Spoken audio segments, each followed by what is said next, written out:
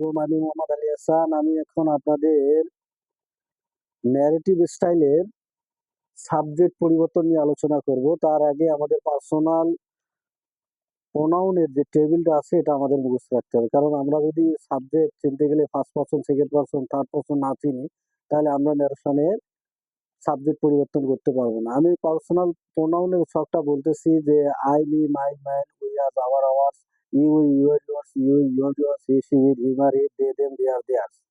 এভাবে আপনাদের শখটা অবশ্যই মুখস্থ করতে হবে। তাহলে আসুন আমি আপনাদের ন্যারেটিভ স্টাইলের এই সাবজেক্ট পরিবর্তনটা কেমনে হয় এই বিষয়ে আলোচনা করতেছি। তাহলে প্রথমত আমরা ফার্স্ট পারসন চিনি।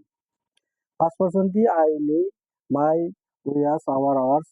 তাহলে দেখেন ফার্স্ট পারসন হলে ন্যারেশনে যদি ফার্স্ট পারসন হয় তাহলে আমাদের পরিবর্তনটা কিভাবে হবে এটা একটু শিখে নেই। যে he said to me I have no money, he said to me I have no money. তাহলে এখানে একটা এখানে কি হচ্ছে সাবজেক্ট, আমরা রিপোর্টিং ভার্বটি দেখি যে রিপোর্টিং ভার্ব আমাদের এই কোমার বাহিরের অংশটা রিপোর্টিং ভার্ব আর কোমার ভিতরের অংশটা রিপোর্টেড স্পিচ। তাহলে রিপোর্টেড স্পিচ সাবজেক্টটা আমাদের ফার্স্ট পারসন, অর্থাৎ আই হচ্ছে ফার্স্ট পারসন। তাহলে আমাদের যদি রিপোর্টেড স্পিচ সাবজেক্টটা যদি ফার্স্ট পারসন হয়, তাহলে রিপোর্টিং ভার্বের সাবজেক্ট এর পারসন অনুসারে আমাকে এখানে একটা সাবজেক্ট বসাতে হবে। যেমন এখানে হি এর সাইডের পরিবর্তে কেন টল হলো, কেন টু বাদ গেল, মি এখানে আসলো, ইনভার্টেড কমার পরিবর্তে কেন দ্যাট আসলো। এটার জন্য আমি আপনাদের পরবর্তীতে সেন্টেন্স নারেশন বোঝাতে গিয়ে আপনাদের আমি ভিডিও দিব ইনশাল্লাহ।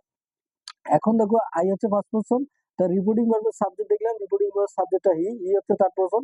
আই বলতে আমি একজন, থার্ড পারসনে একজনের বোঝাতে হচ্ছে কি আছে বলতো হি, সি। যেহেতু এখানে পুরুষ সেক্ষেত্রে আমরা হি বসালাম। এখন দেখেন যে টেন্সের পরিবর্তনের ভিডিওতে ইনশাল্লাহ আমি আপনাদের দিয়ে দিচ্ছি যে এটা হচ্ছে প্রেজেন্ট ইনডিফিনিট টেন্স, তাহলে আমাকে পাস্ট ইনডিফিনিট টেন্স করে দিতে হলো। তাহলে কেমনে পরিবর্তন করলাম যে এটা reported speech subject first person হলে রিপোর্টিং ভার্বের সাবজেক্টের পারসন অনুসারে আমাকে এখানে একটা সাবজেক্ট বসাতে হবে। এরপরে আমরা আসি কি সেকেন্ড পারসন। কি পারসন?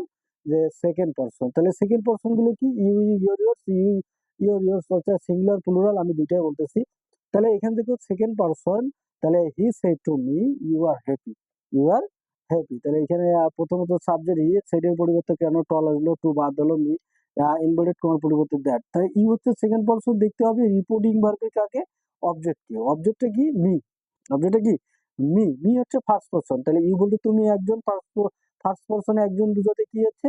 আই আছে। যেহেতু এখানে টেন্সের পরিবর্তনটা কি? এটা হচ্ছে প্রেজেন্ট ইনডিফিনিট টেন্স। তাহলে আমাকে পরিবর্তন করে দিতে হলো কি? Past indefinite tense. এরপরে যদি কোনো ক্রমে দেখো নারেশন করতে গিয়ে অনেক সময় অবজেক্ট থাকে না। তাহলে যদি অবজেক্ট না থাকে, শর্ত অনুসারে কি অবজেক্টটা যদি না থাকলে তাহলে থার্ড পারসন ধরে নিতে হবে।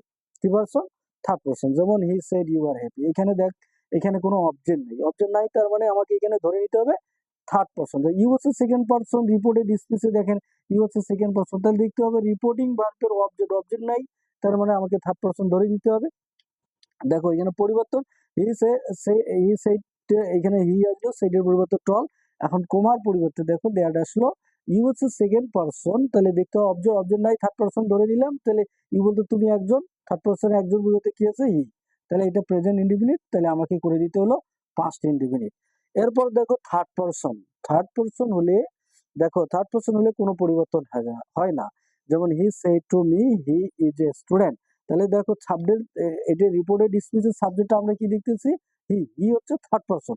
তাহলে হি সেটির পরিবর্তে টল মি, এখানে কোমার পরিবর্তে দ্যাট আসলো। তাহলে হি হচ্ছে থার্ড পারসন, তাহলে কোনো পরিবর্তন কি হয়েছে? না, হয়নি। এখানেও হি, এখানেও হি। এটা এখানে দেখো যে প্রেজেন্ট ইনডিফিনিট টেন্স, তাহলে আমায় পাস্ট ইনডিফিনিট টেন্স করে দিতে হবে। ধন্যবাদ।